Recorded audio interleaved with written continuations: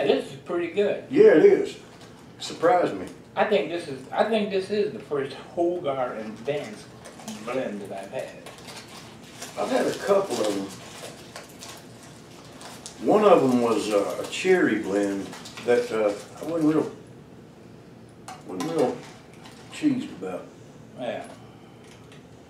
Yeah, I'll go up there and pick up them last 2 tins.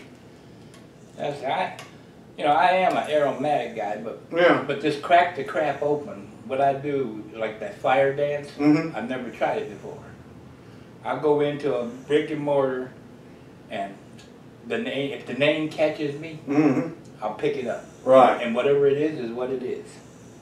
That fire dance is, if I'm not mistaken, it's a vapor. It's a Virginia Perique. Yeah. I believe it is.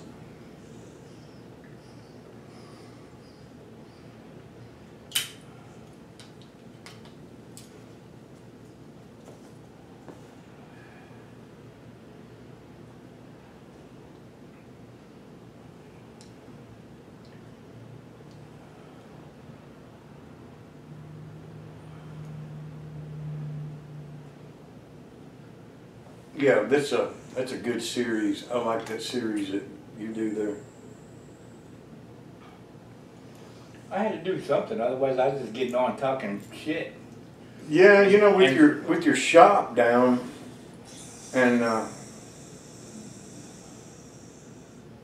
that's why I don't do many videos anymore, because you know I just don't have the knack of just getting on and talking shit like Johnny does. I mean.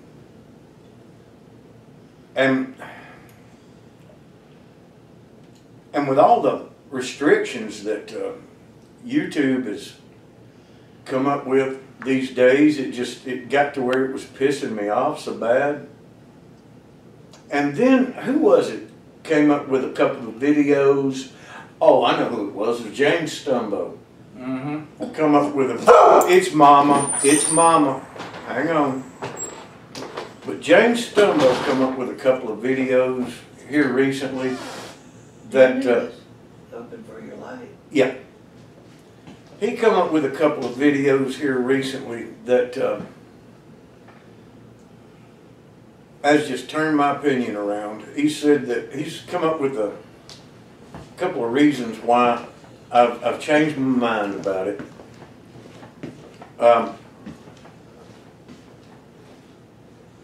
YouTube may have come up with a bunch of restrictions, but they have offered a platform for me to meet people that I have just fallen in love with. That's true. And people that please. People that I wouldn't have had the opportunity to meet. And they've given me opportunities that I wouldn't have had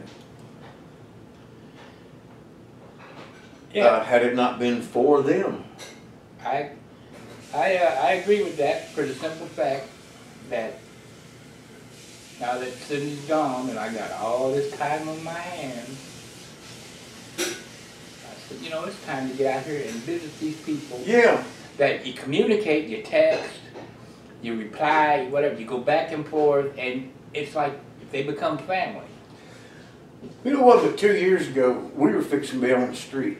And if it hadn't been for YouTube and the people of the YTPC,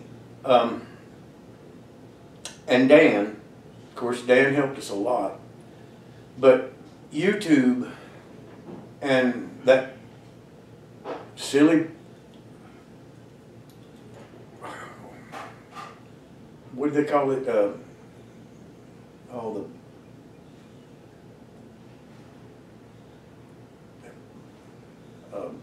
website that, what's it called? Oh, GoFundMe. Yeah, that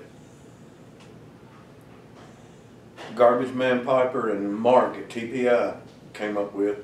It saved our butts.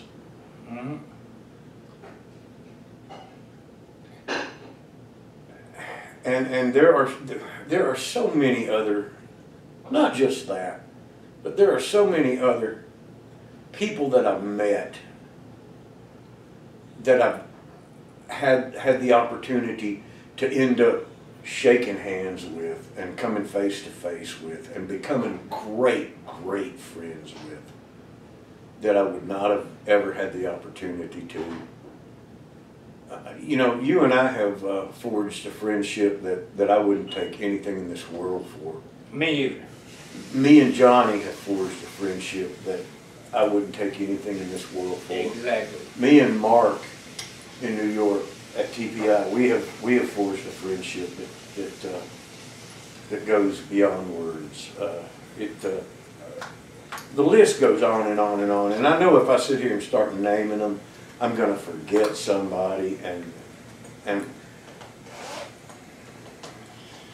Pretty much you and I run with the same crowd. yeah. So. And I don't know what in this world inspired it and what got into the old boy. But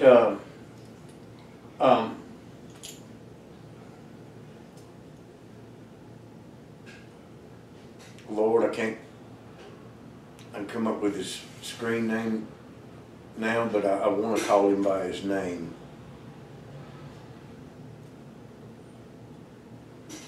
And I can't.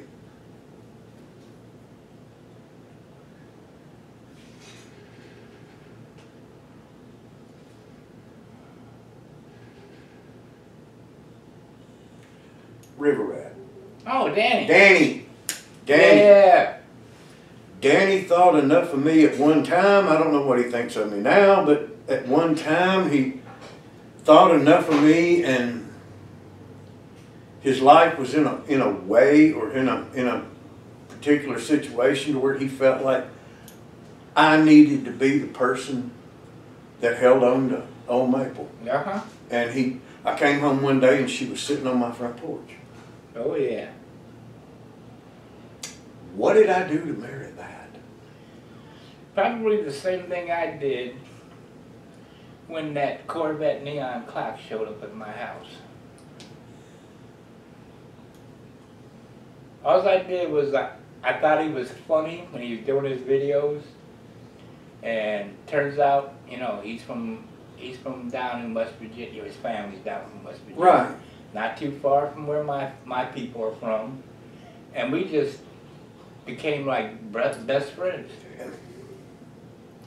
How can you not watch his videos and just fall in love with the guy, you know? And we talk a lot on Facebook. Yeah.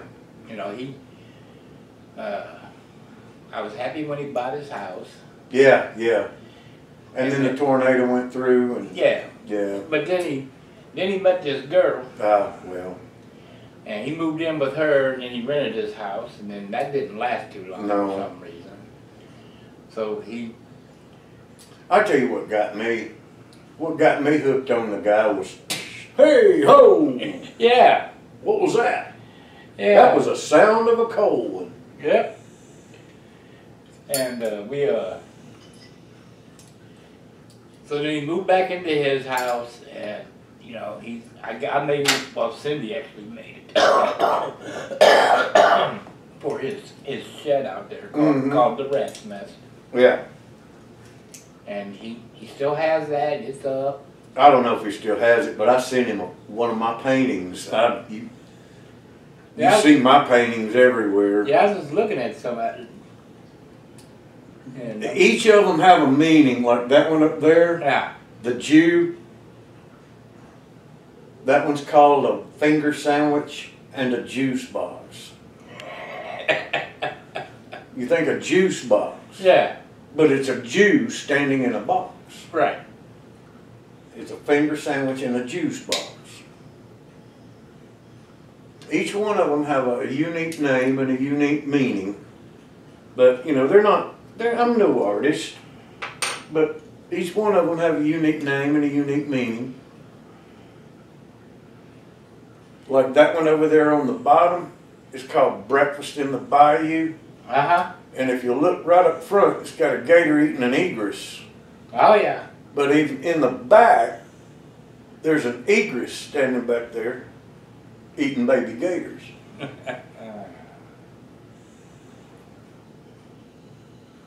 And the one above it, you've heard of the man-eating tiger? Yeah. That one's called cow eating grass. And it shows a cow eating grass, but it also shows the grass growing up and wrapping around the cow's legs, and it's eating the cow. So which way does that work? Is it a cow eating grass or the grass eating the cow? Right. It's from the mind of an idiot savant, I reckon. Yeah.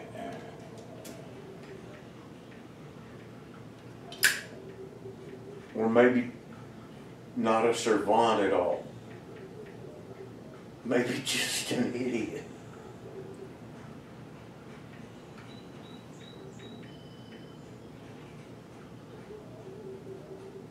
The other one hanging over there is called House Hunting in Gnomeville.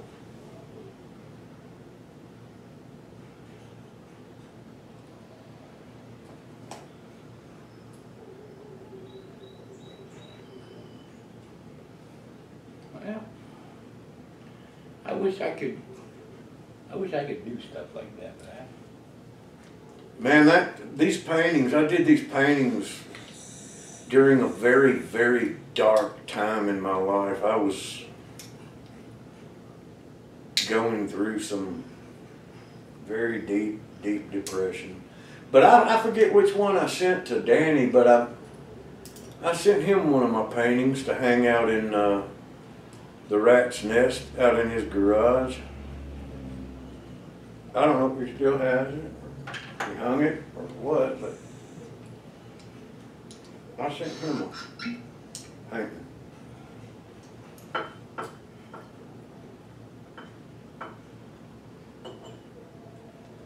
Dan's got 3 or 4 of my paintings hanging in his house.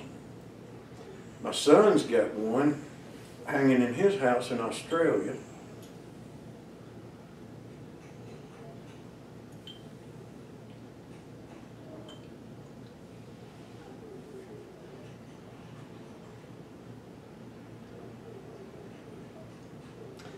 I've got a set of 3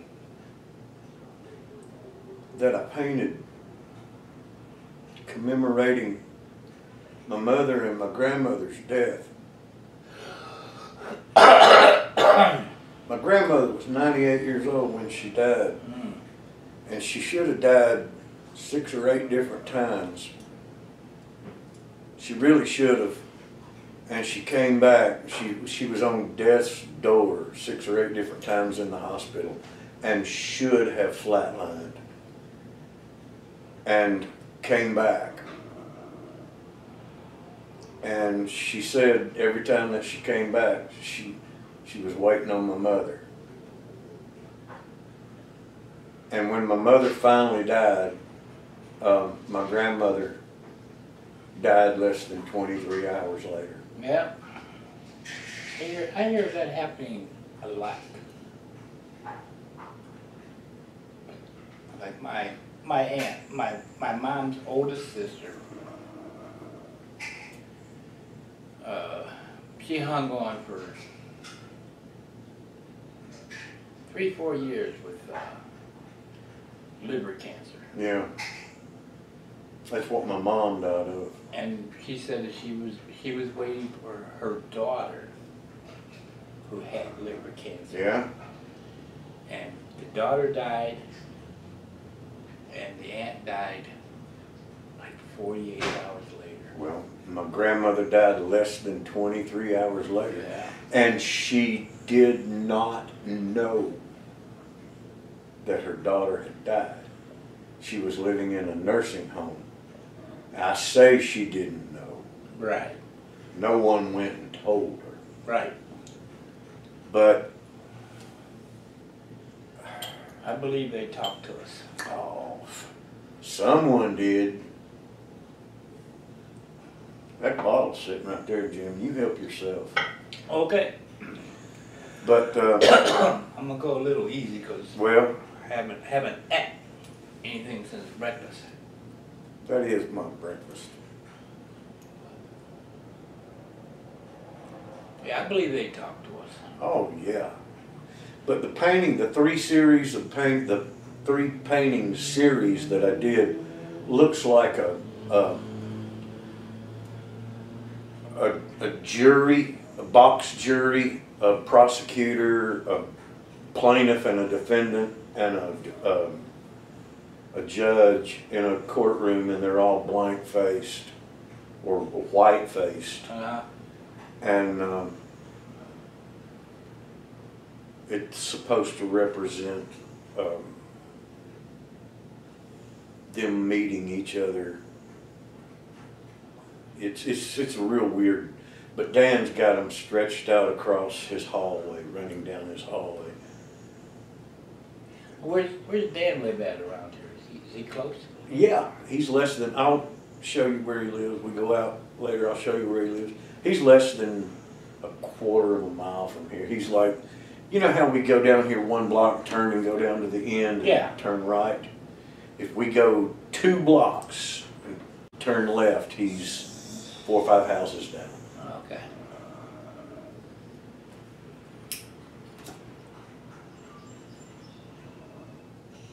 I thought y'all lived kind of close. Oh yeah. He's one of my yards. He's one of my, that I mow.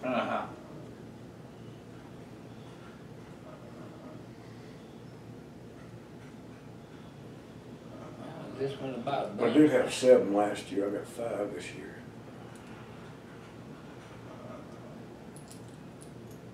I lost this one.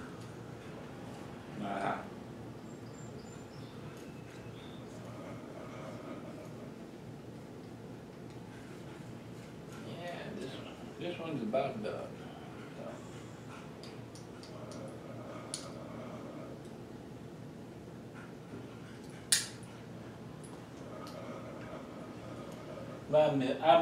I miss so many things that Cindy and I used to do together. Like we would go out on a Saturday, flea markets, antique shops, and she was so good at spotting a pipe. Yeah.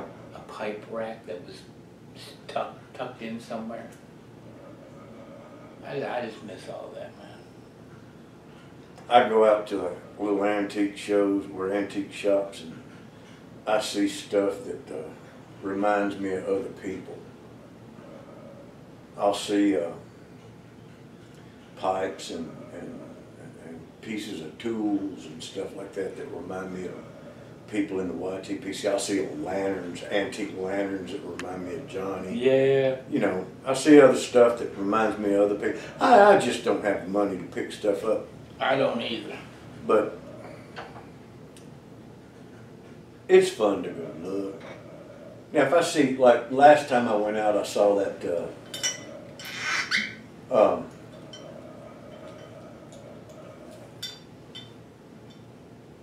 Medico. Right. For $12. Yeah. You can't pass that up. No. And the woman opened up the cabinet.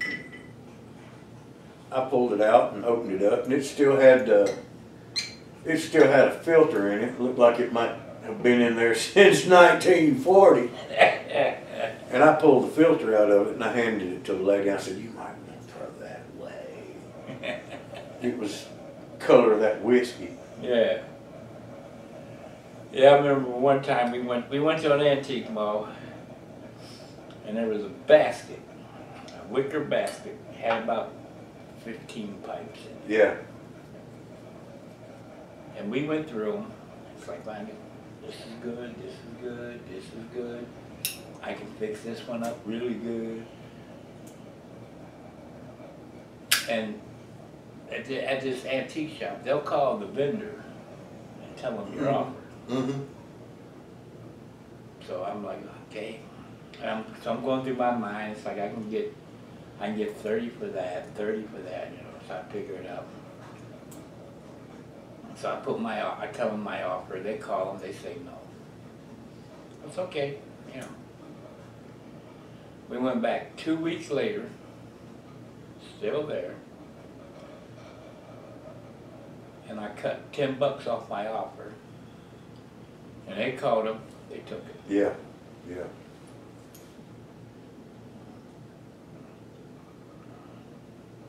Gracie was asking me today when I dropped her off, she said, y'all going to the antique stores today? I don't know. Ain't no telling what we'll get into today.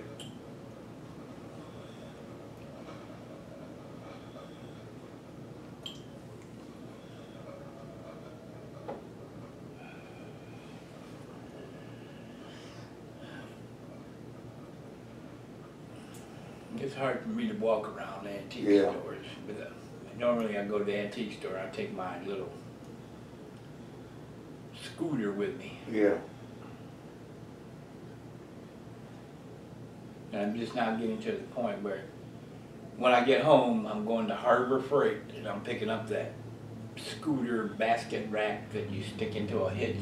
Goes on the back of the car? Back of the car. Yes, sir. I'm finally to that point where you'll be mobile then, won't you? Yeah, I had the hitch put on last month. Now this month I'm gonna get that basket that I'm gonna get back out there. Even if I just buy pipes that I can do myself for myself. Well, I remember last summer was the last fishing trip that I went on. And I pulled off road in a place where I normally go fishing. And I didn't notice, but they had done some grading. And where I pulled off, the road dropped. And I, boom, bottomed out and got stuck. And it tore some struts and really messed up some suspension and wheel bearings in my front of my truck. Really screwed them up. And I drove it because I didn't have the money to fix it. Right. But I had been setting money back, little at a time. And every time I'd set some money back, something would come up. And of course, now Dan drives a 42 and a 70 and 3 Harleys. Yeah. And every time he needed a ride somewhere that needed a dependable vehicle, he'd call me and say, I need a ride somewhere. And he depended on my vehicle as much as he did either of his 5. And finally, I just told him, I said, you know, the Ole'Pops taxi is just out of commission. And he said, what do we need? What do we need? And I told him, I need to get it into a shop. We took it to the shop, and he ended up dropping about $1,500 into the front end of my truck. And he got it back on the road and got it running right for me. It's been about a month ago. Put wheel bearings, front brakes, and 2 struts underneath the front end. Yep. Now, I'd say that that was an awful lot of work for $1,500, but he knew the mechanic and was a good friend of his. But it's running, you've been in it, it's running as good as it did when I bought it. Yeah, it runs good. But I'm going to drive it till it falls apart. But he's got it now to where it'll, I'm not scared to take it on the road. That's the way I feel about that Focus out there. Until it dies, that's what I'm driving. Well, what I'm thinking about doing is I keep hearing about these, not these meets or these pipe shows, but I keep hearing about, Johnny keeps talking about geriatric gangsters or the geriatric Yeah, mobsters. mobsters. Yes. Being a an annual. Right. Well, I'm thinking Ole'Pops just might make the next one. Well, man, that would be so good. I'm thinking Ole'Pops just might make the next one. Yep. And if it ain't too hot, my old bones ain't too old to sleep on the ground. So I might just pitch a tent in the backyard. Yeah, he talked about pitching tents and camping out. And the thing is he's in Salem, which ain't real far from Roanoke. That is correct, because I stayed in Roanoke when I went to his house. And I've got a daughter that lives in Bell Spring, which ain't too far from Roanoke. Give me an excuse to go visit my grandchildren. Ain't too far, buddy. Hey! Yeah, huh? So I might just do me some planning. Yeah, we see, I was in June. Give me another reason to love the YTPC. That's right. But that was in June. It wasn't all that unbearable hot down there yet. Well, it was here. Yeah, I know it was here. I'm thinking, I'm coming down here and I'm listening to the weather reports. I'm like, why didn't I do this next month? It was hotter in June than it was now. Yeah. I think if I do this again, it's going to be in September, where it's a little cooler. I tell you, it's right in the book.